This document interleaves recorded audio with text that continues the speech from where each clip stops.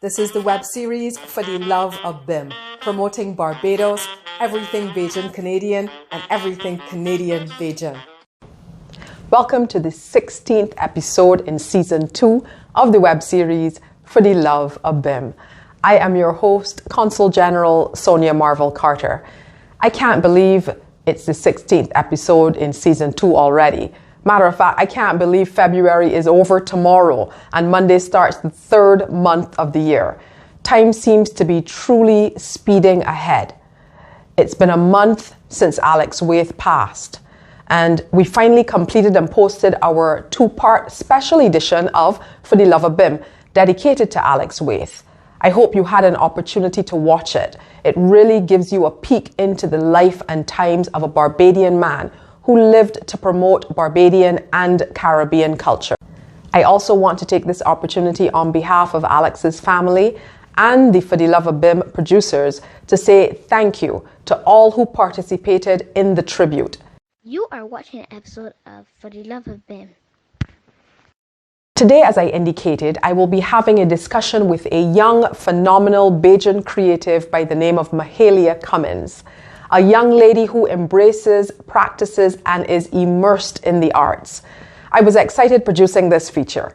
I keep telling y'all that I fancy myself a creative as well, so I am always excited to discuss the arts with fellow creatives and feed off their energy, the energy that they radiate when they talk about their labors of love. But before we get to the feature, let's go to the birthday shout-outs. We are shouting belated birthday to this former Miss Barbados contestant, Charmaine, who celebrated on February 20th here in Ontario. Hope you had a great day, Charmaine. And next we have Sydney in St. Catharines, who celebrated her 17th birthday on February 25th. Greetings are coming from your mom, Lisa, and dad, Robert, your brothers, grandparents, aunts, cousins, and the entire family circle, both here and in Barbados. Hope you had a blast, Sydney. And our final birthday shout out for today is to Dr. Kerry Hall, who celebrates tomorrow, February 28th. Have a fantastic birthday, Kerry. And this is coming from the Foundation Old Scholars Association family, including Deborah, Francine, and me, of course, as well as your entire family circle, both here and in Barbados. You are watching an episode of For the Love of BIM. Let's move on to our feature for today. Mahalia Cummins is a creative, an entertainer whose band has opened for many international artists, the likes of Erykah Badu, Sizzla Kalonji, Damian Marley, Wyclef Jean, Chrisette Michelle, and the older folks will know Air Supply. The band has recorded lots of original music, and one of my personal favorites is the Christmas song, We Don't Have Snow. How ironic is that? Because right here in Canada, we do have lots of snow, but it's for Barbados, so we don't have snow. Ooh, it's true, even though we don't have snow. Love will come through. It's true. Feel the joy overflow, even though we don't have snow. They played at the famous Barclays Center in New York and so much more. This young lady has had many great achievements in her entertainment career, but we are about to be introduced to a new side of Mahalia Cummins. You are watching an episode of For the Love of BIM. Mahalia, welcome to the web series For the Love of BIM. Introduce yourself, please, and tell the viewers something about you. Tell us something about Mahalia.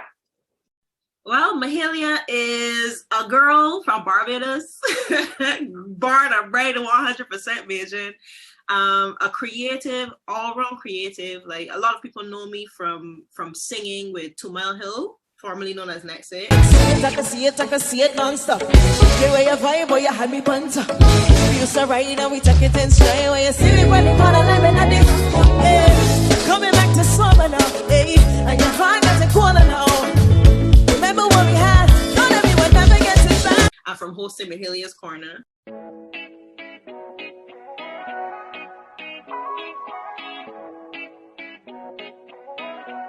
I also am a dancer. I've been dancing my whole life. As I can see it, I can see it, I can see it non-stop. The way you vibe, where you had me on top. We used to ride and we take it in stride. When you see me on the corner, let me not the rum drop. But I'm coming back to sober now, and your heart getting colder now. Remember what we had, I know that we will never get it back. An artist, like a visual artist. I draw. I don't really paint, but like draw and color and that sort of stuff.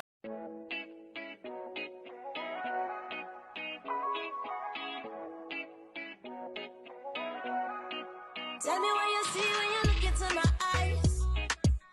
Yeah, and like now I have to add author to that list, which is very surreal.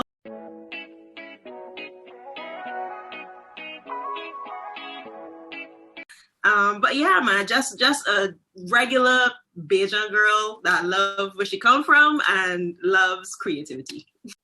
Well, that is an understatement. But let's move on to our focus for today, Bajanisms. You have added published author to your creative accomplishments, Mahalia. So tell us about the book Bajanisms and what inspired you to write it. So Bajanisms is like the official thing that I say is the ultimate Bajan handbook. So it is a guide to Bajan and Bajanisms, the language, right? So we can make that for now.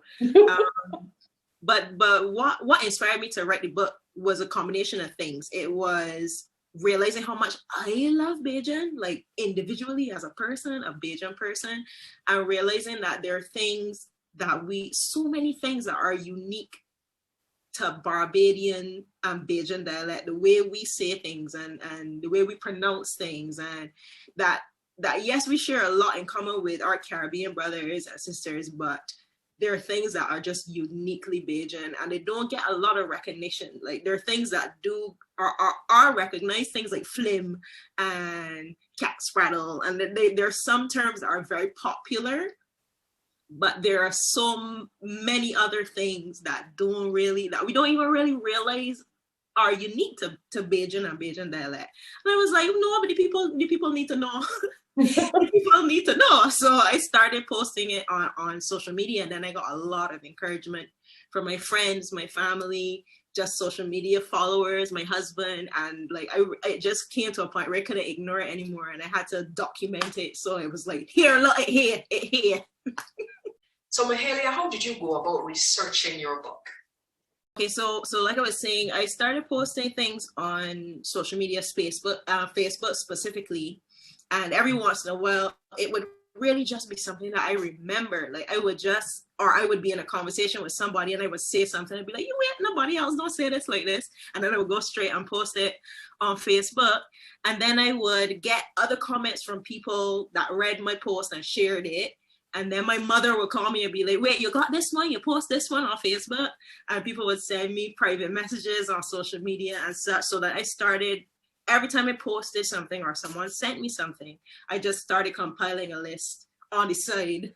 And I noticed that it was such a long list. So when people started saying, you should write a book, I was like, oh wait, well, we got enough to actually write this book. So when I had my whole compilation, and I decided for sure that I was going to do the book, then I was able to get in contact with the NCF because they put out the COVID relief grant.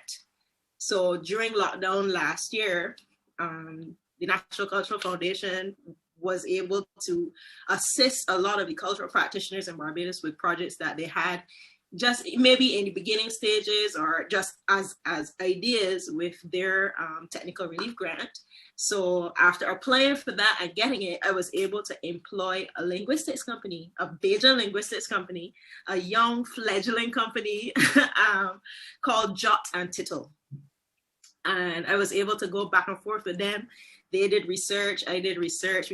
We compared our notes and such to make sure that everything was correct, because in my eyes, this is something that is representing my country. Like, it can't just be like what I feel like, you know, it can't be just what I think. It had to be as technically sound as possible. So I was able to work with them and get it to that place, that standard. And I was very, very happy with that. Well, just tell me a little bit about this Jot and Tittle. That is a new fledgling company. they're linguists, I'm assuming. So yes, they do linguistics and lexicography. So I was able to work with them in, like, they even went into the community and got vocal samples, like audio samples, and spoke with people to see if definitions had changed over time and that sort of thing from what they used to be, if there are any new words or offshoots of older words, those sorts of things. They actually just launched their website not too long ago, at the end of last year or the beginning of this year, I'm not sure, but I think it's untitled.co. And it was really an ease to work with these guys because I could tell that they're just as passionate about language, and then even more so about Bajan because it's a Bajan company. So yeah, it was easy to decide to go with them, and it was easy to work with them.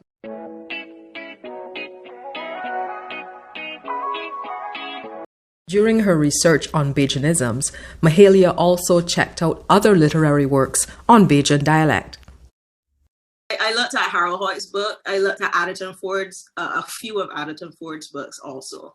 Yeah, so yeah, there were people, because when I noticed that there were some similar ideas for books in the past. I didn't know about Harold Hoyt's book until like close to the end of what I was doing too, but I was still happy to have found out about it, and they're just phenomenal books out there already. So apart from Bajanisms now, people need to definitely go check out books from, especially Harold Hoyt's book, How to Be a Bajan, and books from Addington Ford.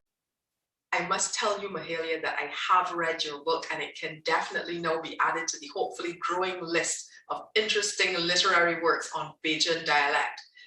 It's also very interesting to hear about the work that the NCF is doing with artists in Barbados and the COVID relief grants that you mentioned.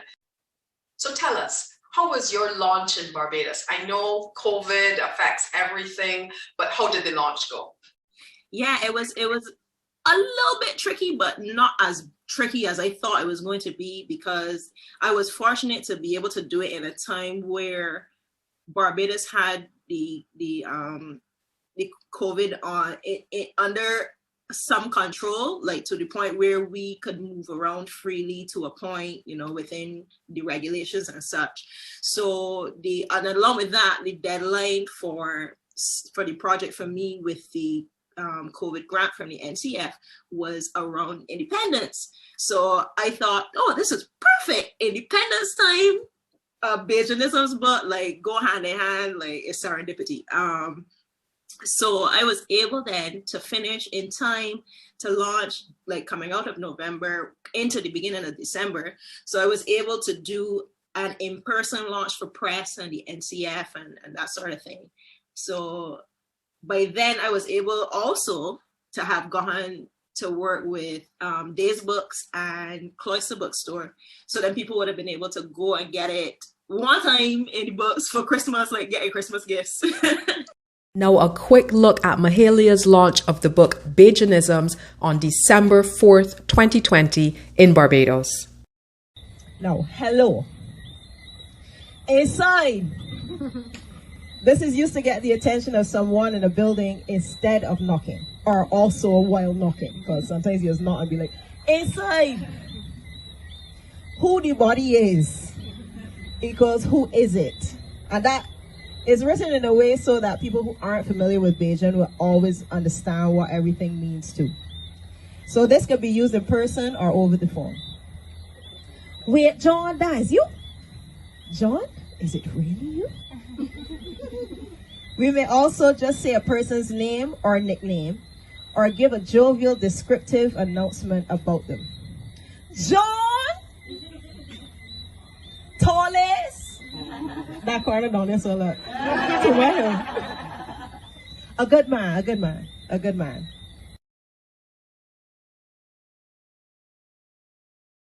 I was also able to do an online launch. So I launched my website, which is Bajanisms.com, where you can then go and like it links to everywhere else you can get the book online. So Amazon and like the ebooks on Kindle and Apple Books and those sort of things.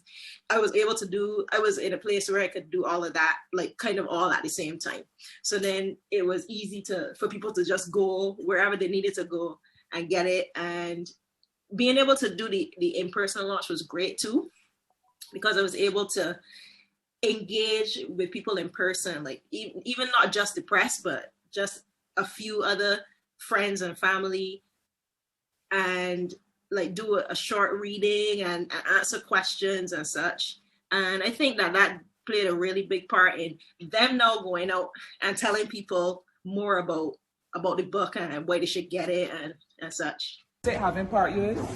Yes, it does. No, that is Beijing. Part Ulis, part you from? Yeah. Pop it, my mother's words. What you name to? What you name? Yeah. Poor Reiki, which is not us. I'll tell you. What were your expectations of this book? How did you expect people to respond? Did you want them just to read it or to internalize the intricacies of our language?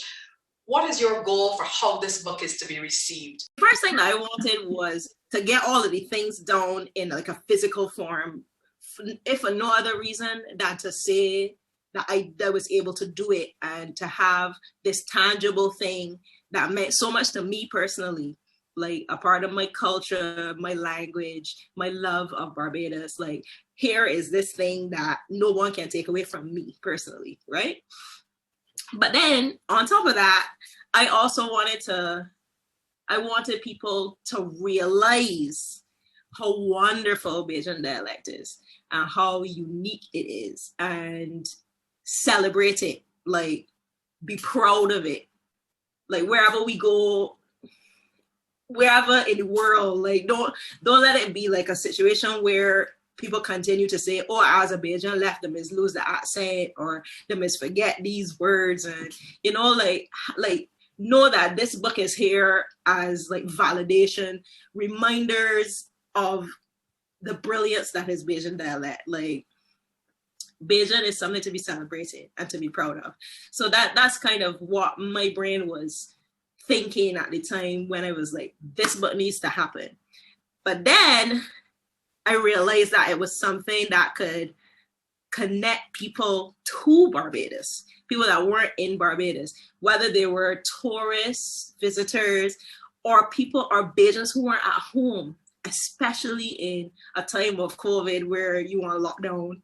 And say you guys in Canada, like you can't get back home, you just there, or you work there and you can't get back home for that reason. It was a way to connect everyone back to home and remind you, oh, wait, Barbados is still here. We still love you. We still, like, the culture is still bubbling. The language is still bubbling. Like, just remember it. Like, read this book and remember, you know? So remind us where the book is available, please. I know you said in Barbados it can be purchased from Cloister or Days bookstores, but remind us how the diaspora can obtain copies. If you're abroad, you can just go to Bajanisms.com and go to the, and click the button that says get the book. And then it takes you to a page where you can get the Amazon links for the physical version, the paperback version, which delivers worldwide. So it's on Amazon.ca, .com, .au, .co.uk. Anywhere in the world, any person in the diaspora can get access to an actual physical copy. Because I know that's something that people were worried about, that it would only be an ebook. If you're in Barbados, you can only get the ebook. But no, you can get a physical copy off Amazon. And you then can get the ebook also from Amazon on Kindle or Apple Books or Nook, or like any ebook reader, whatever your preference is. You can get a link to it from Bajanisms.com. And very quickly, can you tell us, did your publisher assist you with accessing the various platforms for the sale of your book, like Amazon, the Kindle version, etc.? I'm actually glad that you asked that, because I self-published. That's not what I was thinking to do when I started, but then I realized that it was something that I could do on my own. And as scary as it seemed from a distance, the more research I did, the more I realized that it was actually a lot easier than it appeared to be originally. And so I actually did my own research. I spoke with some authors here in Barbados who self-publish, and I got advice from them. So I actually published through the same Amazon.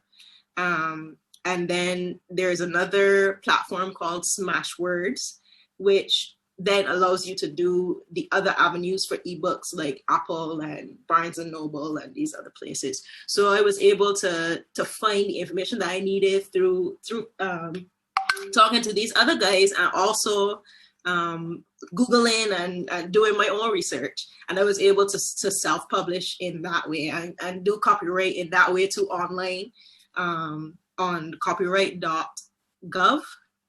And that process, those processes were so much more easy than I thought they were going to be. I was terrified at first, but it actually is not as hard as it appears.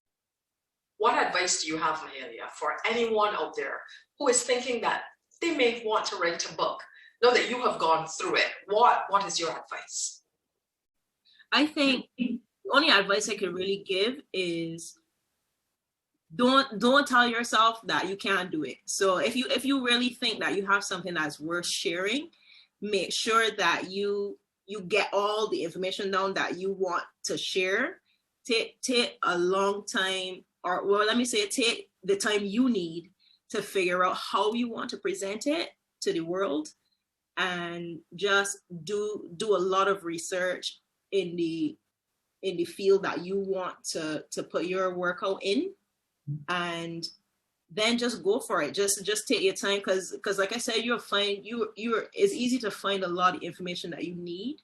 So just take your time and cover all of the bases, and just believe that you're worth doing that, like believe that it's worth it, that what you have is worth sharing, and try to do it to the best of your ability. That's really all I can say. Being someone who's so new to it, that is really the only thing that I can say. And it might sound like a small thing, but it's a big thing. As long as you believe in it, as long as you believe in what it is you want to share, I think that you will go ahead and find all the information you need to find, and do execute all the steps you need to execute, and just go for it. Just go for it.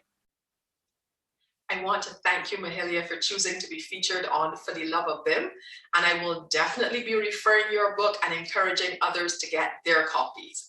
So is there anything else you would want to say to our viewers before you go?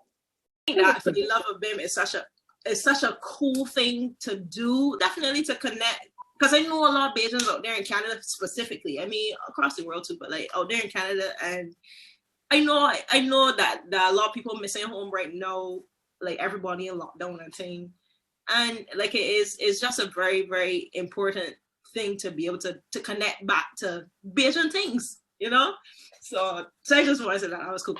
But I can sing a little piece of the last song that we released, and it is a song that is For the Love of BIM. Coincidentally, it is called Big Love. And it is definitely just about how much I love Barbados again. So it goes, I can sing from the pre-chorus. It goes, and every time that I go away, so excited every time that I hear your name, Barbados, my heart just belong there. My heart just belong there. Break down any wall, any barricade, for another homeland I will never trade. Barbados, my heart just belong there.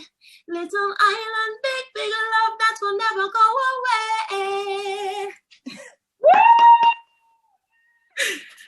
Oh yes, I love Barbados so much, guys. Y'all don't know.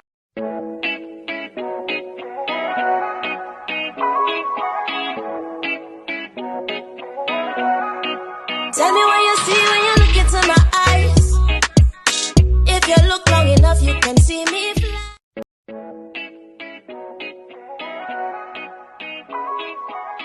You are watching an episode of For the Love of BIM. There you have it, folks. A new book called Bajanisms by the talented Mahalia Cummins.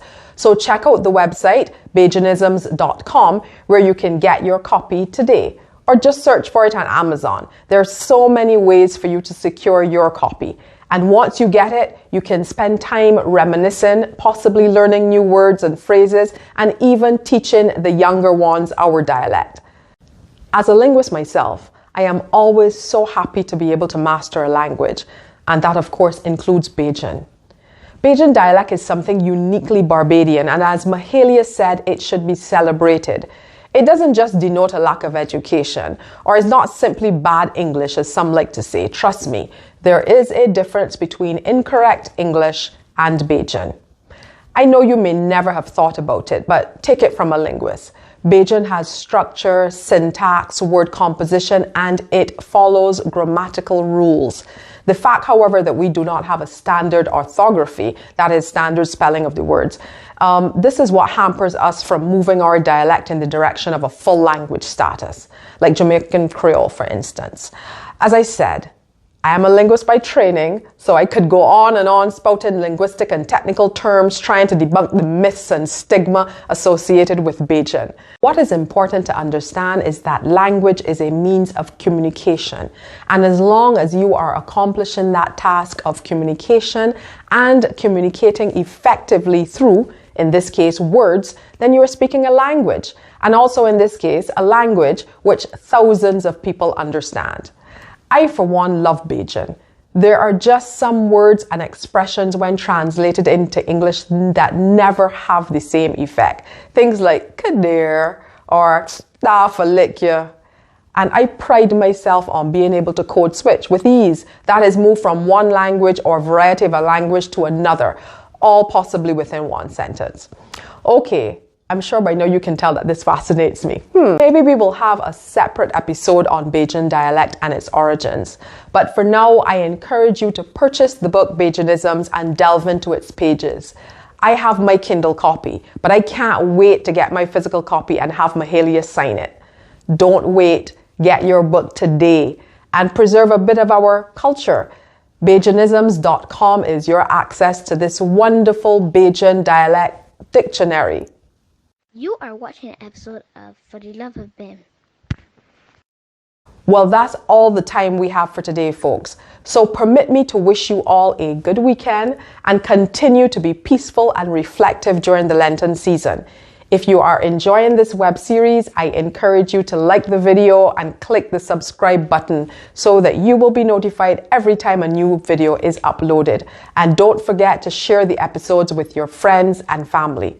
Also, don't forget, let's all play our part to stop the spread of the COVID-19 virus. Stay safe.